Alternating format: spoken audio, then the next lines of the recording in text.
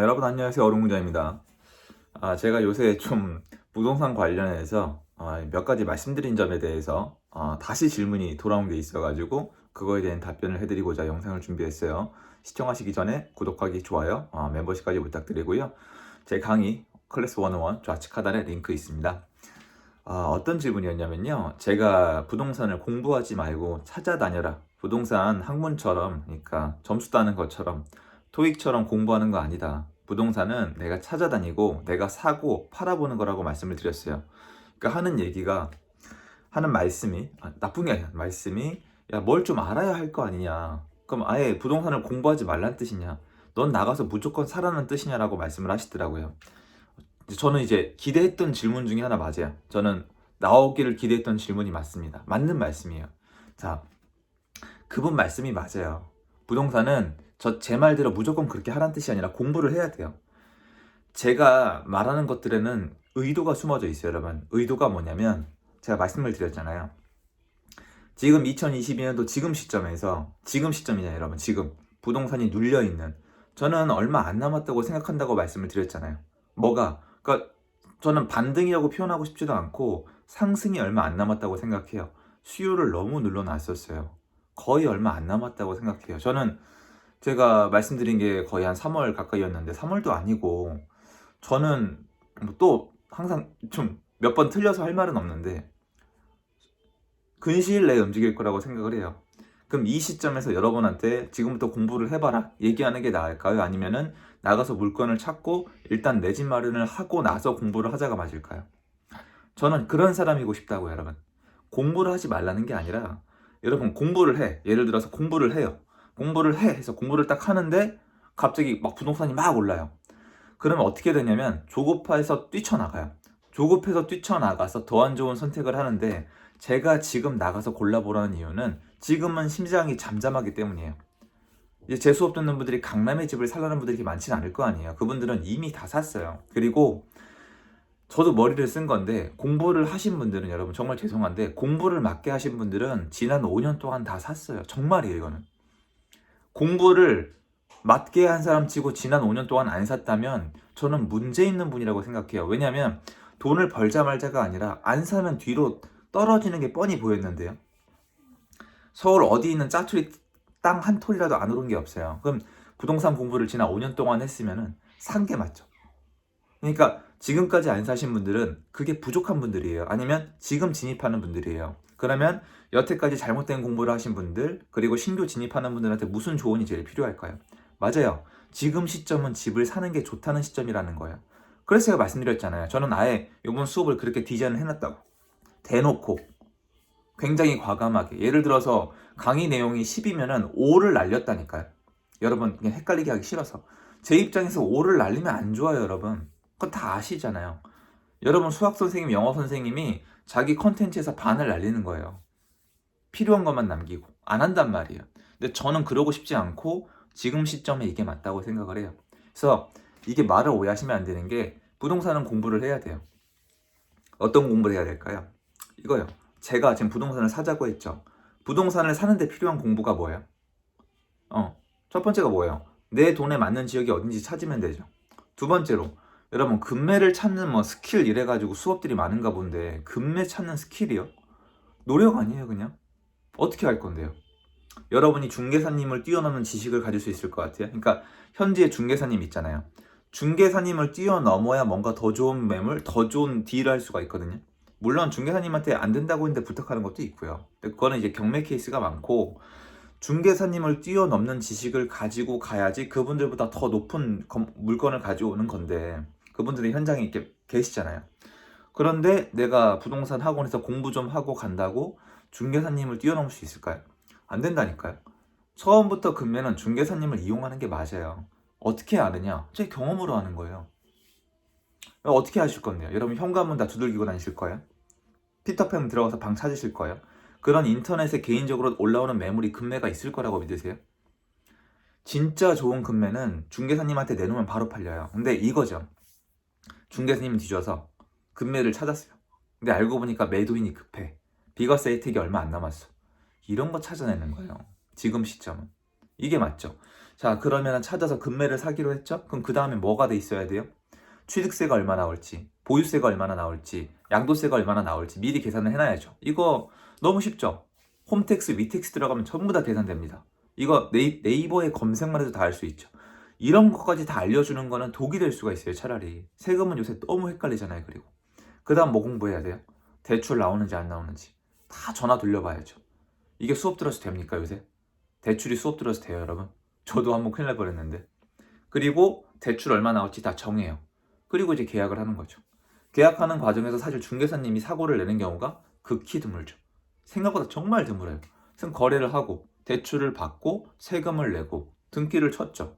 그 다음에 또 중개사님이랑 전세를 맞출 분들은 맞추고 대출 끼고 내가 들어갈 분들은 들어가고 이렇게 한 다음에 일단 이렇게 한번 하잖아요. 이렇게 한번 하고 시세가 올라가기 시작하면은 공부를 하세요. 웃는 얼굴로 여유 있게 하세요. 그때야 비로소 여유 있게 하는데 대부분 학원에 가면 어떻게 돼 있냐면 수강생들이 다 조급해. 조급한데 계속 못 사게 해요. 그러니까 이게 나쁘다는 뜻은 아니에요. 저도 정책이나 하락기 때는 못 사게 해요. 이게 맞으니까. 그런데 사람들은 조급해져서 왔는데 시장이 공부만 하고 있는데 더 올라가. 그럼 또 박탈감을 느끼고 더 조급해져. 그러다 사고 치는 거예요. 조급함이 사고를 치는 거예요. 지금 시장 나가보세요, 여러분. 조급함이 어디 있어요? 지금 시장은 조급할 시장이 아니잖아요, 여러분. 사실 시장이 조급할 때는 여러분, 시장이 조급할 때는 푸시를 해서 살 수 있게 해도 되고요. 시장이 조급할 때야말로 조심하라고 하면 돼요. 지금 시장 나가보세요. 사람들이 미쳐 날뜁니까?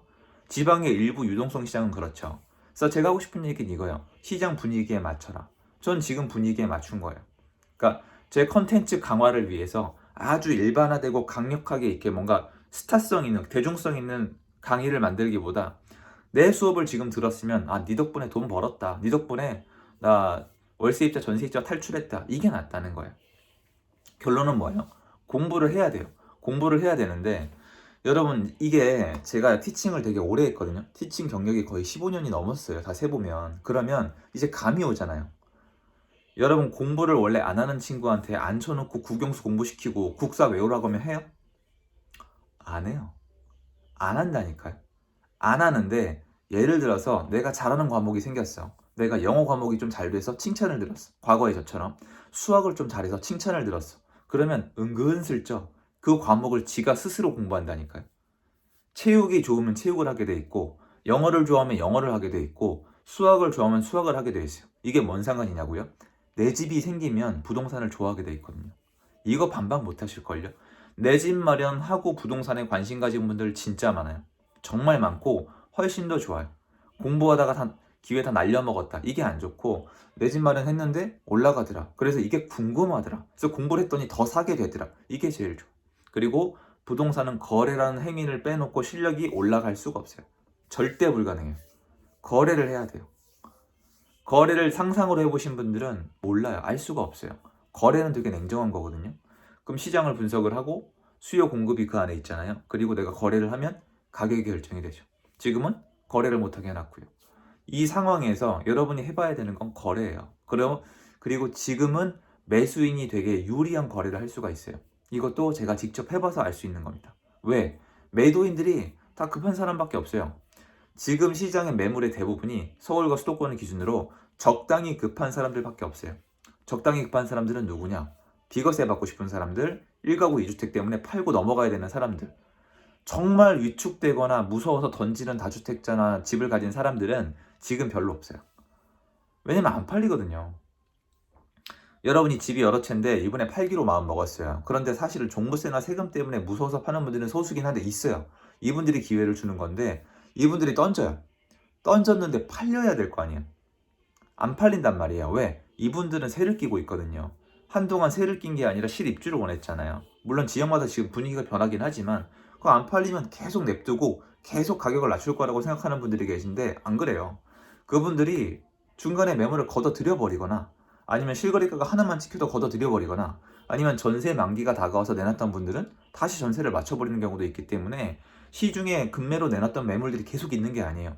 그 안에서 공략을 하셔야 돼요. 왜냐면 제가 불과 지금 두세 달 전이랑 지금이라고 하면 리스크가 바뀌었는데 여러분 말대로면 어떤 일부 분들의 상상대로면 2달 전에 있던 급매가 지금도 그대로 있어야 되잖아요. 근데 아니라니까요. 없어요. 팔린 게 아닌데 없어요. 매도인이 마음을 바꾼 거예요. 그러니까 이런 식으로 시장은 가만히 있지 않아요. 매도인도 계산적이기 때문에 쉴 새 없이 바뀌어요. 그래서 이거는 지금 시장은 부동산을 학문적인 접근 공부만으로는 안 돼요. 지금 시장이 공부할 게 그렇게 많아요, 여러분. 공급이 이렇게 부족한데 구축 매물 잠겨 있고 전세 공급자들도 줄어들고 있고 월세 시장이 불타오르고 있는데 지금 공부할 게 그렇게 많을까요? 전 그 생각이 들고 아무도 이 얘기 안 하더라고요.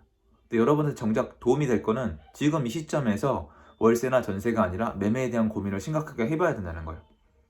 저는 그렇게 생각하고 그게 제 채널이 실질적으로 시간이 지났을 때, 전 여태까지 경험이 있잖아요. 1년이 지났을 때, 아, 네가 맞았다. 너 덕분에 도움을 받았다. 이 얘기가 나올 만한 얘기가 이거라고 생각을 해요. 많은 분들이 오해하세요. 집 사지 말라면 팬이 더 많죠. 맞잖아요. 야, 내려갈 거야. 집 사지 마. 기다려.